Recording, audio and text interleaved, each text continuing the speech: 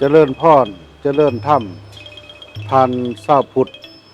ผู้ศรัทธาในธรรมในรายการที่บันทึกเพื่อเป็นการประกาศธรรมพุทธศาสนาในหัวข้อธรรมวันนี้อาตมาจะได้ยกขึ้นในพุทธภาษิตที่เป็นปรัชญาพุทธศาสนาของวัดพระเจ้าองค์ตื่อว่าศรัทธาคูปัญญา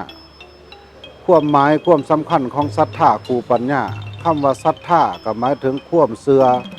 ความพอใจความพึงพอใจความพร้อมใจและปัญญาก็คือความคิดความพินิจพิจารณาแสงสว่างในดวงใจที่จะเฮ็ดให้ความเชื่อเฮานั้นเกิดความสมบูรณ์พุทธธรรมในคำนี้จึงได้ว่าศรัทธาคูปัญญาเป็นคำสอนให้แก่พวกเฮาชาวพุทธทั้งหลาย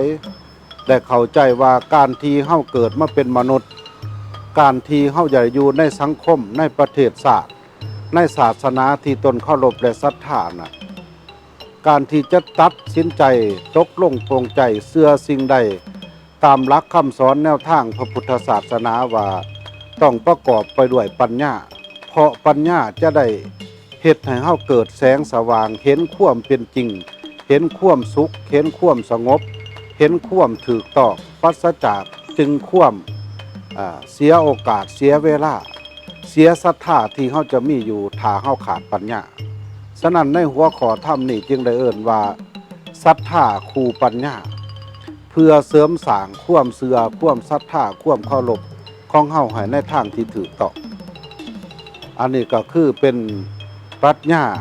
ธรรมข้อหนึ่งที่จะเป็นอภินันทนาการประคับประคองสรองให้ทานผู้สนใจเข้าใจในทางพระพุทธศาสนาที่ถูกต้องว่าศรัทธาคู่ปัญญาความเชื่อความศรัทธาความปรารถนาดีของเฮา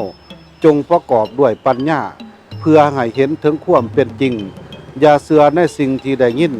อย่าเชื่อในสิ่งที่ได้เห็นอย่าเชื่อในสิ่งที่คนอื่นสักส่วนจงเชื่อด้วยการพินิจพิจารณาเข้าถึงปัญหาอย่างแท้จริงใน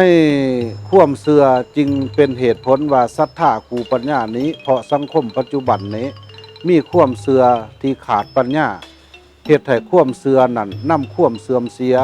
สียโอกาสเสียทรัพย์เสียความสุขเสียความสามัคคีความพร้อมเพรียงครอบครัวของครอบครัวเพราะความเชื่อเป็นเหตุภัยให้แก่ประเทศชาติฉะนั้นการที่เขาจะเชื่อสิ่งใดจงเจริญด้วยปัญญาอย่าประมาทในทรัพย์สินอย่าประมาทในสมบัติอย่าประมาทในสังคม